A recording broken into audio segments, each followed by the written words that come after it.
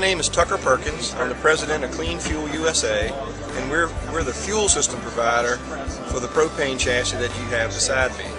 It's being debuted here for the first time at NTEA in 2012, and it's a wonderful rollout of another extension of Freightliner's use of alternative fuels. The vehicle behind me, first time it's been shown, is a propane autogas S2G chassis.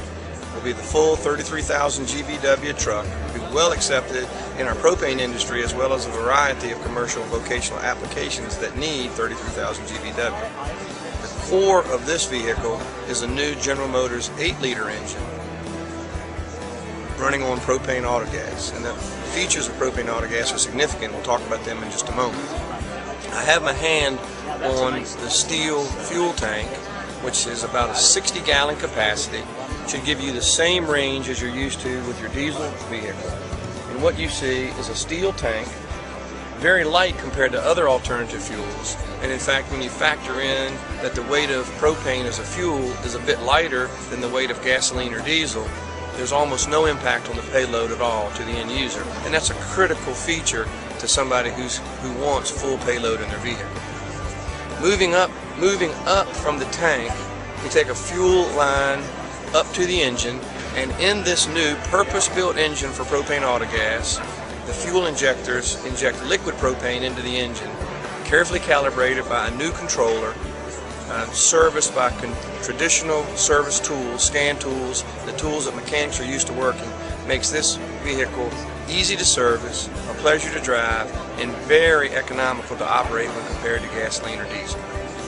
The core benefits for propane autogas are that it is stored as a liquid, we're burning it as a liquid, and it makes the whole distribution system quite inexpensive and easy. A typical dispenser for this system can be set up centrally fueled for someone with as few as 4 or 5 of these trucks in one spot.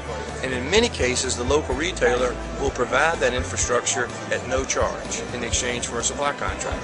The tanks are free from any environmental regulations, so you can have them above ground, below ground, and for once you're freed up from all of the traditional problems you have when you're trying to store gasoline or diesel fuel. As we move to the engine compartment, what you see is an 8-liter engine, and is capable of generating 325 horsepower and in excess of 450 foot-pounds of torque, which over the years has proven to be perfectly matched to a 33,000 GVWR load. The engine itself is using a propane liquid injection system with the injectors directing liquid fuel right into the engine, carefully calibrated by a purpose-built controller, and it gives us excellent performance and excellent emissions. This vehicle is significantly cleaner than any gasoline vehicle that's on the road today, and it will be not only a pleasure to drive, but environmentally very sound.